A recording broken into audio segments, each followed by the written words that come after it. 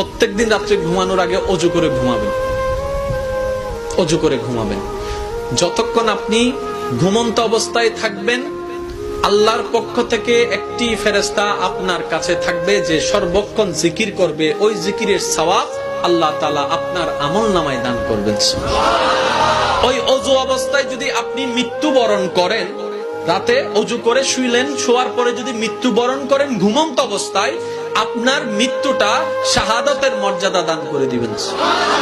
আপনি যদি অজু করে ঘুমান, সকালে উঠা পর্যন্ত প্রত্যেকটা সেকেন্ড আপনার জন্য নেকি লেখা হবে। ইয়া রব, ঘুমের মধ্যে সব হয় কেমনে? রব বলে, তোদেরকে জান্নাতে দেওয়ার জন্য আমি কৌশল ব্যবহার করলাম, কৌশল ব্যবস্থা করলাম।